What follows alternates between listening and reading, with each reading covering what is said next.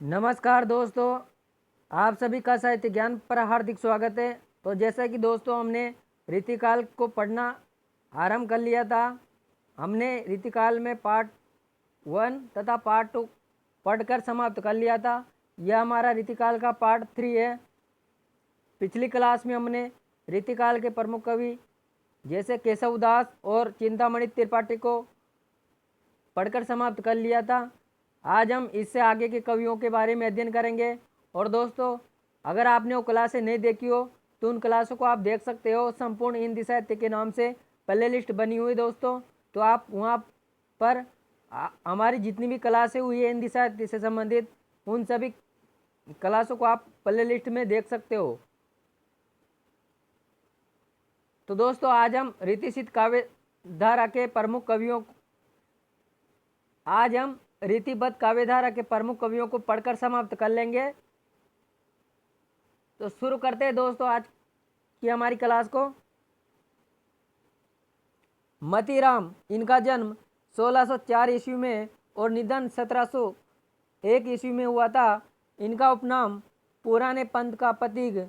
इनके आश्रयदाता बूंदी नरेश भाव सिंह हाड़ा, कुमायूं नरेश ज्ञानचंद, स्वरूप चंद बुंदेला, स्वरूप सिंह बुंदेला और शंभू सिंह सोलंकी और भोगनाथ। इनकी प्रमुख रचनाएं देखते हैं दोस्तों। रचनाएं इनकी रसराज, जिसका समय 1633 से 1643 तक माना जाता है और ये रीति काव्य की प्रवर्तक रचनाओं में से एक है। डॉक्टर बच्चन सिंह ने इसे रीति काव्य की प्रथम रचना माना है। महत्वपूर्ण फैक्ट है दोस्तों, इसको याद रखिएगा कि डॉक्टर बच्चन सिंह ने जो रसराज रचना है मतीराम की, इसको रीति काव्य की प्रथम रचना माना है। इनकी अगली रचना है ललित ललाम।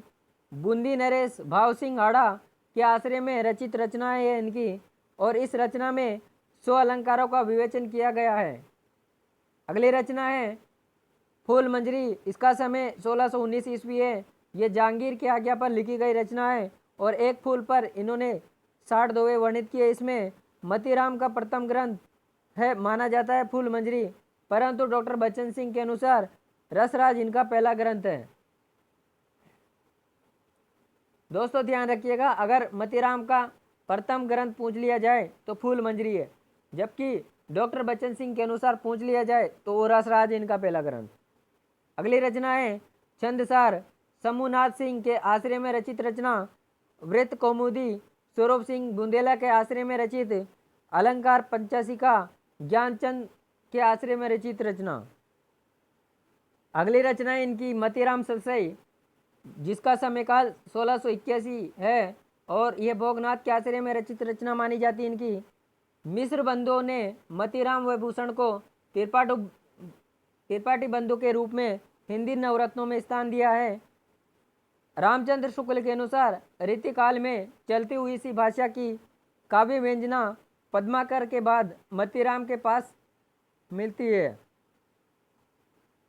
रामचंद्र शुक्ल के अनुसार यह अपने कृत्रिम भाव के लिए विख्यात है। दाम्पत्य जीवन की निष्कपट निरीट की सरल अभिव्यक्ति केवल मतीराम के काव्य में मिलती है। मतीराम की पंक्तियां हैं, प्रसिद्ध पंक्ति है, कुंदन को रंग फीको लगे, जल के अरु आंगन चारू गोराई। अब देखते हैं दोस्तों मतीराम के बारे में विद्वानों के कथन। मतीराम किसी स्किंद और प्रसादपूर्ण भाषा रीति काव्य का अनुसरण करने वालों में बहुत ही कम मिलती है। यह आचार्य रामचंद्र शुक्ल का कथन है। अगले कवि है भूषण। दोस्तों इनको वीर रस का प्रमुख कवि माना जाता है। रीतिकाल में वीरता पूर्वक रचना करने वाले कवि माने गए हैं भूषण। इनका मूल नाम घनश्याम था, घनश्याम। भूषण इनकी उपाधि थी। यह उपाधि इनको सोलंकी राजा रुद्रसा के द्वारा प्रदान की गई थी। इनका जन्म 1613 ईस्वी में कानपुर यूपी में हुआ था। निधन इनका 1715 ईस्वी में हुआ। पिता इनके रत्नाकर त्रिपाठी थे और इनके आश्रयदाता शिवाजी और छत्रसाल थे। इनका वास्तविक नाम घनश्याम था, जो कि विश्वनाथ प्रसाद मिश्र के अनुसार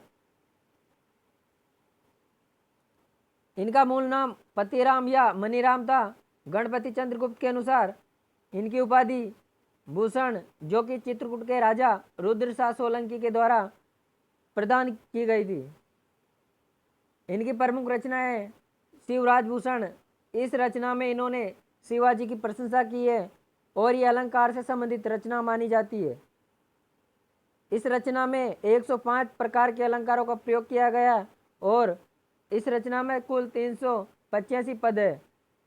अलंकारों के लक्षण दोहा छंद में तथा उदाहरण सवैया छंद में लिखे गए और इसका आधार ग्रंथ है चंद्रालोक जयदेव। अगली रचना इनकी शिवा बावनी। शिवा बावनी शिवाजी की प्रशंसा में लिखा गया वीर रसात्मक ग्रंथ है। इनका छत्रसाल दशक, राजा छत्रसाल की प्रशंसा में लिखा गया ग्रंथ। भूषण उल्लास और भूषण हजारा।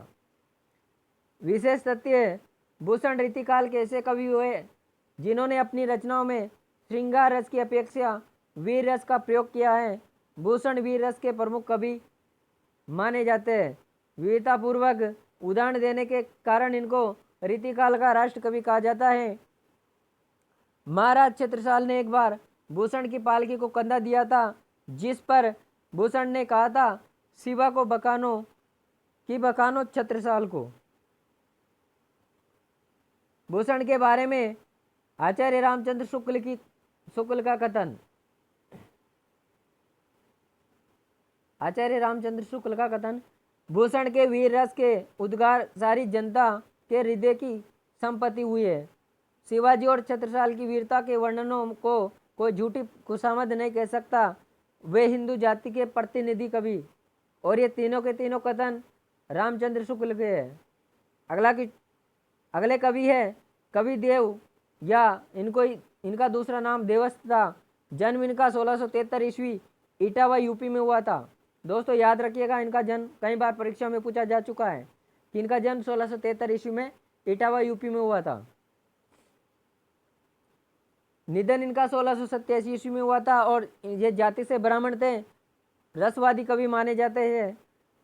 और दोस्तों जो महत्वपूर्ण बिंदु है वो ये है, स्टार लगा लो दोस्तों इसमें, कि इन्होंने छल नामक 34वें संचारी भाव की कल्पना की और तात्पर्य नामक चौथी शब्द शक्ति की कल्पना की। रीतिकाल में सबसे ज़्यादा मौलिक उद्भावना देने वाले आचार्य माने गए हैं।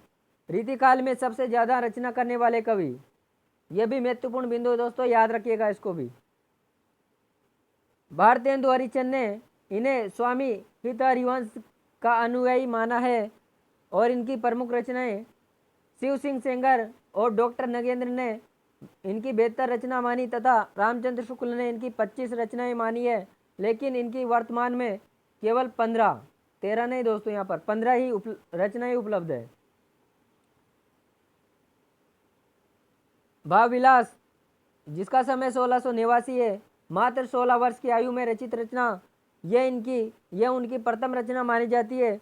और नायिका भेद व श्रृंगार रस का वर्णन किया गया है। इसमें 39 अलंकारों की विवेचना की गई है। आजम शाह को यह रचना सुनाई थी इन्होंने। अष्टयाम 8 पहरों में होने वाले नायिका के हाव भाव तथा राजाओं के भोग विलास का वर्णन किया गया है। औरंगजेब के पुत्र को यह रचना सुनाई थी इन्होंने। अगली रचना इनकी कुशल विलास, फफूंद के शासक कुशाल सिंह के आश्रय में रहकर उनकी प्रशंसा में रचित रचना। अगली रचना है भवानी विलास, भवानी दत्त वैश्य के आश्रय में रचित रचना। प्रेमचंद्रिका उद्योत सिंह वैश्य के आश्रय में रचित रचना। विषय वासना का तिरस्कार तथा प्रेम के महत्व का वर्णन किया।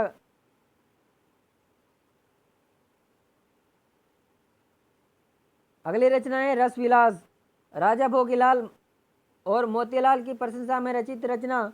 इस ग्रंथ में आश्रयदाता की तारीफ में पंक्ति लिखी गई है। मोतीलाल भूपाल पोकर लेवया, जिन लाकन खर्ची रुचि आकर खरीदे। अगली रचना इनकी सुजान विनोद, राजा सुजान माणिक की प्रशंसा में रचित रचना।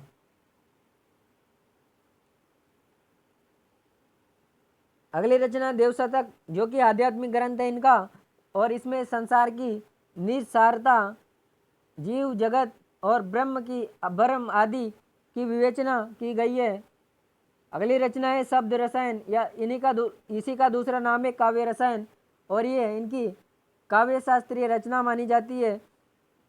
काव्य के गुण, दोष, रस, नायिका भेद आदि की विवेचना की गई है। अगली रचना है देवचरित, जो कि इनका प्रबंधात्मक खंड काव्य है, और ये कृष्ण चरित्र से संबंधित रचना है, यानी कि इसमें कृष्ण के चरित्र का वर्णन किया गया है। अगली रचना सुख सागर तरंग, डॉक्टर नगेंद्र ने इस रचना को नायिका भेद का विश्वकोश कहा है, और ये महत्वपूर्ण बिंदु है दोस्तों, याद रखिएगा इसको। इस रचना को आचार्य रामचंद्र शुक्ल जी ने उनकी अन्य रचनाओं से लिए हुए कविताओं का संग्रह कहा है। अगली रचना है देव माया प्रपंच नाटक, ये इनकी मौलिक रचना नहीं है, और यह रचना संस्कृत के कृष्ण कवि की रचना प्रबोध चंद्रोदय का ब्रज में पद्य अनुवाद किया गया। दोस्तों बताइए, हमने पहले भी जिक्र कर चुके हैं इसके बारे में कि प्रबोध चंद्रोदय किसकी रचना है। तो ये प्रबोध चंद्रोदय रचना है कृष्ण कवि की। अगली रचना इनकी राग रत्नाकर, जो कि संगीत संबंधित रचना मानी जाती है। जाति विलास, इस ग्रंथ में उनकी यात्राओं के अनुभव का वर्णन है। नायिका भेद से संबंधित रचना, और इसमें अलग अलग जातियों की नायिकाओं का वर्णन मिलता है।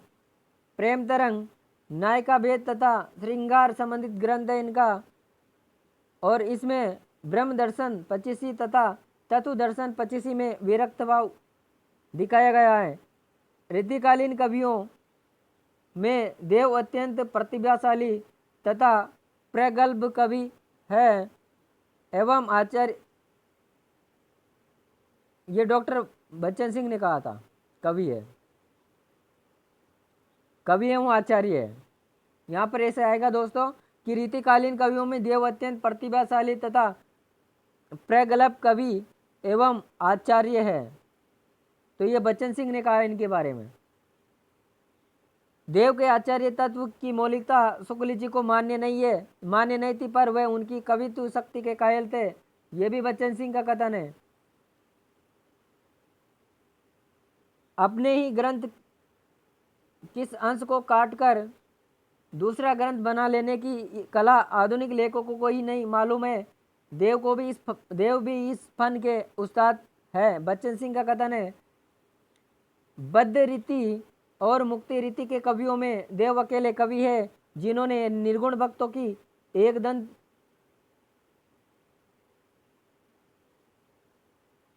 के साथ जाति पाति ऊंच नीच के भेदभाव का विरोध किया है। बच्चन सिंह का कथन है। एक साथ होगा दोस्तों, यहाँ पर भक्तों की एक साथ जाति पाति ऊंच नीच के भेदभाव का विरोध किया है। और ये भी किसका कथन है? बच्चन सिंह का। कविदेव रीतिकालीन कवियों में सबसे अक्कड़ स्वभाव के कवि माने गए हैं। उनके इन्हीं स्वभाव के कारण इन्हें अनेक आश्रयदाताओं के पास रहना पड़ा। रीतिकालीन कवियों में अपनी मौलिक उद्भावना प्रकट करने वाले कवि माने जाते हैं।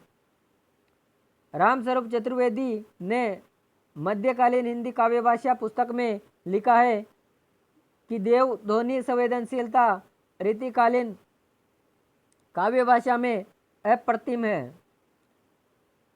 देव कविता में अभिधा को महत्व देते हुए काव्य रसायन में लिखते हैं, अभिधा उत्तम काव्य है, मध्य लक्षणालीन, अदम व्यंजना रस विरस, उल्टी कहत नवीन।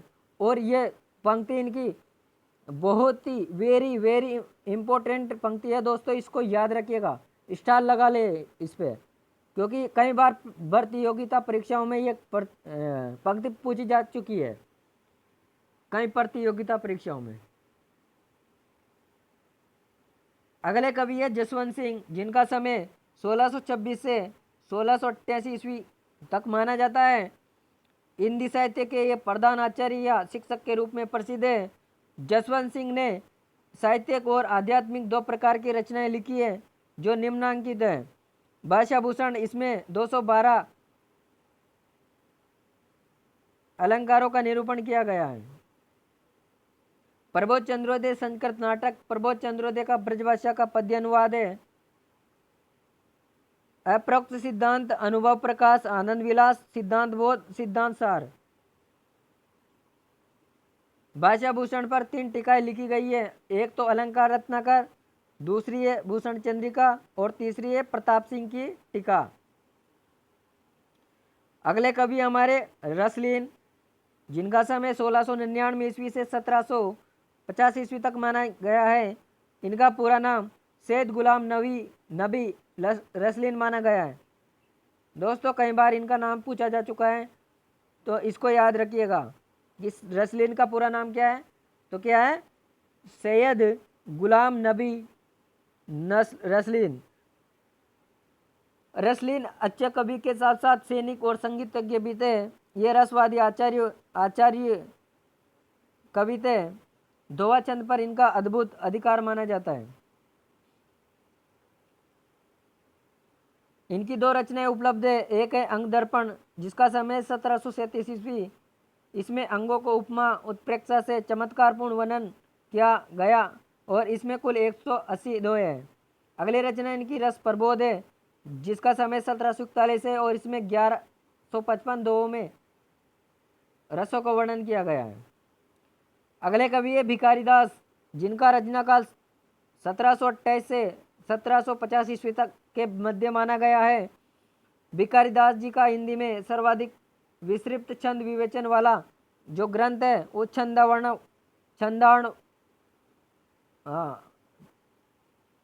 छंदाणव पिंगल माना गया है, जिसका समय है 1742। भिखारी दास जी ने सर्वप्रथम तुक को काव्यांग के रूप में ग्रहण करने का विचार किया है। रामचंद्र शुक्ल इनके बारे में कहते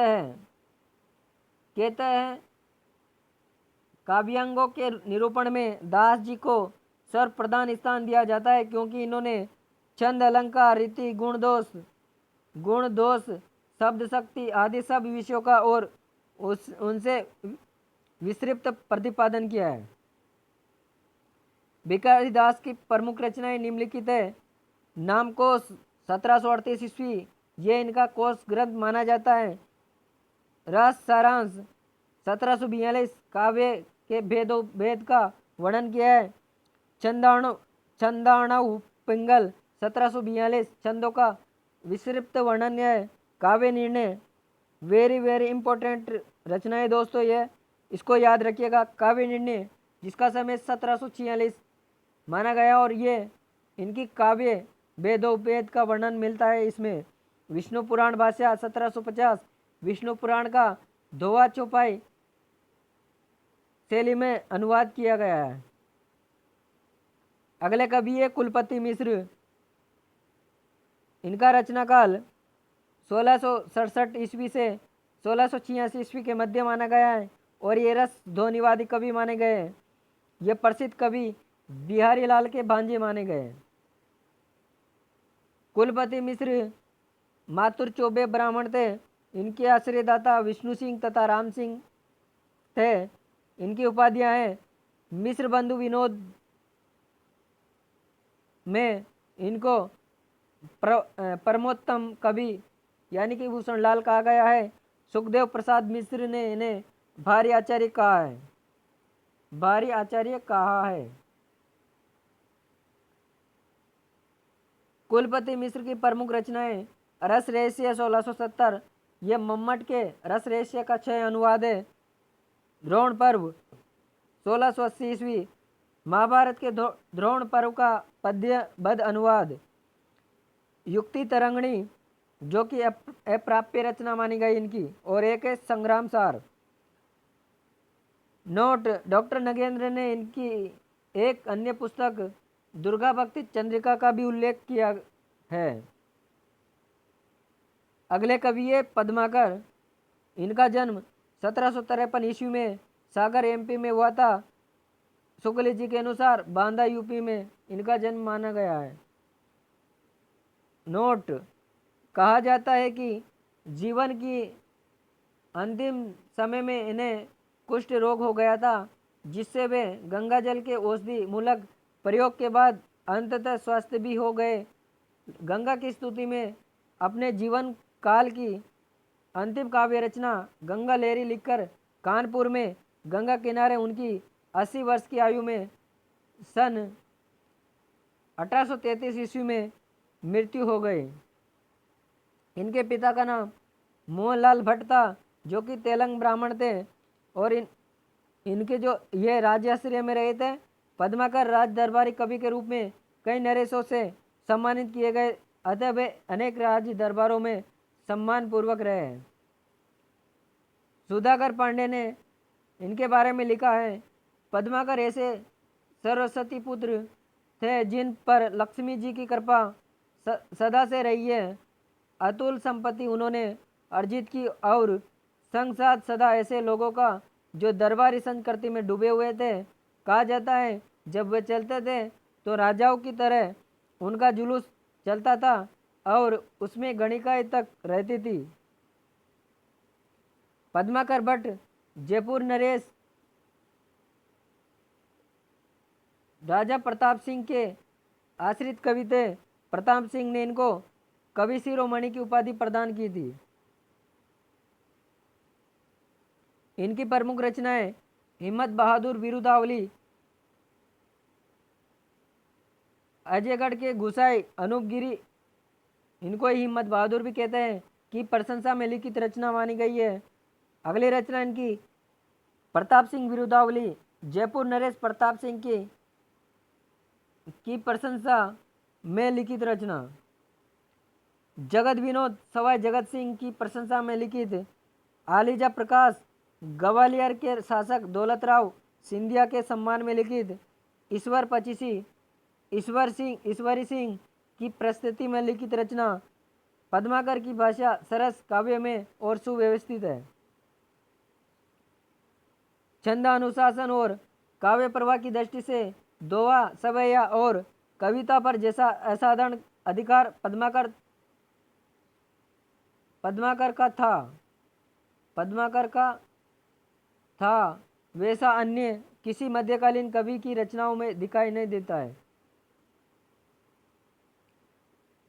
रामचंद्र शुक्ल के अनुसार हिंदी साहित्य में लक्षण ग्रंथों को लिखने वाले अंतिम प्रसिद्ध कवि माने गए हैं। और दोस्तों, ये महत्वपूर्ण बिंदु इसको याद रखिएगा कि रामचंद्र शुक्ल के अनुसार हिंदी साहित्य में लक्षण ग्रंथों को लिखने वाले अंतिम कवि कौन है? तो यह है पद्माकर जी।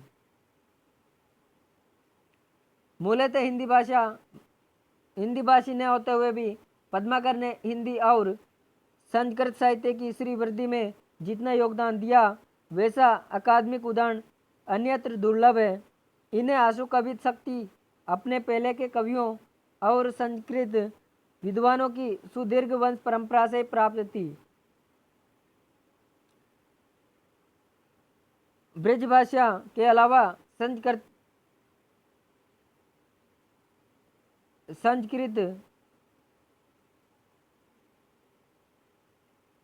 नहीं दोस्तों, यहाँ पर संस्कृति और प्रकृति पर भी पद्माकर का अद्भुत अधिकार था। हिम्मत बहादुर बिरुदावली की भूमिका में लाला भगवान दीन ने लिखा है, पद्माकर अपनी काव्य शक्ति के प्रताप से एक अवसर पर तो 56 लाख रुपए नगद, 56 गांव और 56 हाथी इनाम में पाए थे। कहते हैं कि पद्माकर अपनी उत्तरावस्था में तो आश्चर्यजनक रूप से धनाढ़ हो गए थे कि जरूरत पड़ने पर कई राजाओं व राजघरानों तक की आर्थिक सहायता स्वयं दरबारी कवि कहे जाने वाले इस महाकवि ने की है। तो दोस्तों ये थी आज की हमारी क्लास। आज हमने रीतिबद्ध काव्यधारा को पढ़कर समाप्त कर लिया है। अगली क्लास में हम रीति सिद्ध काव्यधारा के प्रमुख कवियों के बारे में अध्ययन करेंगे। दोस्तों अगर आपको हमारी क्लास पसंद आई हो तो क्लास को लाइक करें और ज़्यादा से ज़्यादा अपने दोस्तों के साथ शेयर करें ताकि उनको भी इस क्लास का लाभ मिल सके। मिलते हैं अगली क्लास में, तब तक के लिए धन्यवाद।